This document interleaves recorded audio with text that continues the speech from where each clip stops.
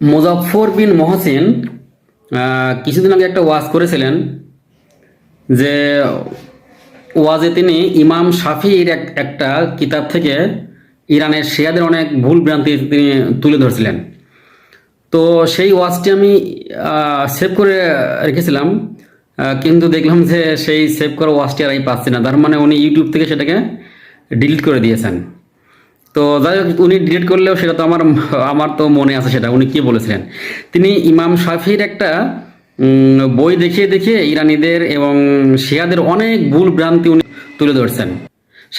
শায়েখ মুজাফফর বিন মহসিন উনি ইমাম শাফির জন্ম তারিখ ওখানে বই দেখে দেখে পড়লেন যে ইমাম শাফি 37 হিজরিতে জন্মগ্রহণ করেন এবং 103 হিজরিতে উনি মারা যান। কিন্তু উনি এই তথ্যটি ভুল দিয়েছিলেন। ওই ইমাম শাফির জন্ম সেই দিন হয় যেদিন ইমাম আবু হানিফা মারা যান। ইমাম আবু হানিফা মারা যান 150 হিজরিতে, আর 150 হিজরিতে ইমাম শাফি জন্মগ্রহণ করেন এবং 204 হিজরিতে উনি 204 হিজরিতে উনি মারা যান। তো এই যে জন্ম তারিখের ভুল, এটা হতেই পারে, কিন্তু আমার কথা হলো যে কিতাবে লেখক তার জন্ম তারিখে ভুল লিখছেন, সেই কিতাব দেখে দেখে উনি যে ইরানের এবং শিয়াদের দুর্নাম করতেছেন, সেই দুর্নামটা কতটা গ্রহণযোগ্য হবে সেটাই হলো মূল কথা।